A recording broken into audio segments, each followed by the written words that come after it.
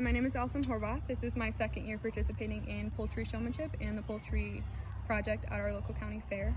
This is my 10th year. I'm from Navarre Township. I graduated from New Prairie High School, which is in Rolling Prairie, and I'm attending Purdue in the fall for animal sciences. So this is my silver laced cochin. She's obviously a pullet because she's young. She's under a year old. She's probably around 6 months. But this is a full-grown, mature cochin. She's probably around 2. Her name's Linda. But this is Diane, and she's not.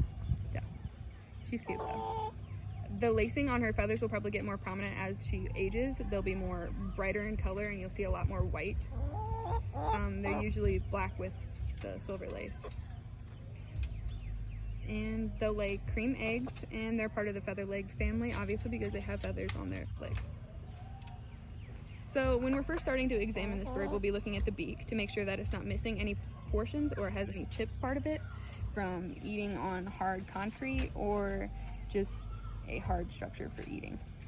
We're also going to be checking for a crow beak, which is a longer elongated part of the beak on the top rather than having a almost slope. She doesn't have either one of those.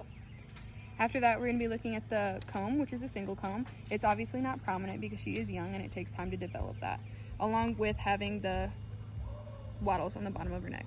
They'll be there eventually. She's again a young bird. So after that, we're going to be looking at her eyes to make sure that they're both the same color and make sure that they have no discharge coming from either one of them. Right now, her eyes are a greenish gold color. As she matures, they'll probably turn into a more golden orange color. After that, we'll be looking at the earlobes in the ear, obviously are on the side of her head, on both sides. While washing a chicken, you have to make sure to keep the water away from the ear because that will cause a serious infection. Then after that, we're going to be looking at the neck, making sure that it's okay and that it is in good condition feather-wise, which it seems to be. Then the breastplates, which are right here, seem to be okay. The feathers are in good condition for the animal. Then after that, we're going to be looking at the width of the back of the chicken, which is about 3 to 4 inches, which again, a young bird. Then we're going to move on to the wings to make sure that they're both functional and not causing any stress or harm to the animal while we're moving it. While looking at the wing, we're going to be looking at the bow part of the wing, which is the smaller feathers on the top. And then they'll have like a middle feathers before they get to the primary and secondary. The middle feathers are called the bow feathers.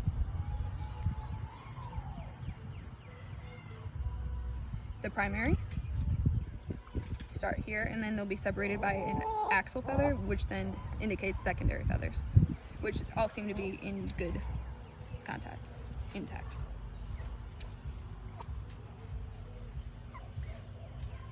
Again, we're going to check again for functioning, making sure that's not causing any harm. All the feathers seem to be here, primary, secondary, and they're in pretty good condition. After that, we're going to be moving to the tail to make sure that all the feathers are in good condition, obviously, which seem to be. She seems to be very clean because this is a showmanship routine. Then the fluff on the bottom, which is pretty clean, but also indicates where the lice and the mites should be. That's a good indication if she is sick.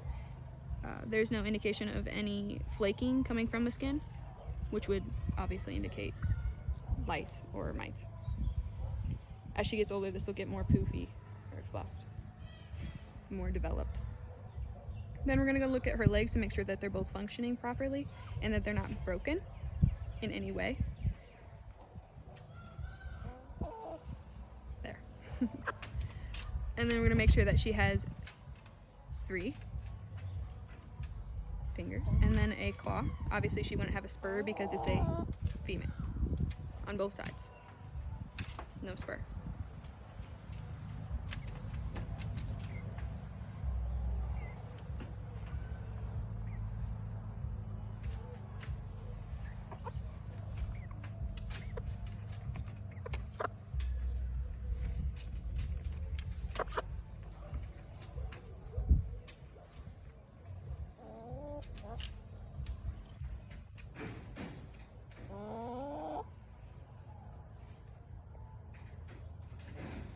Thank you for your time.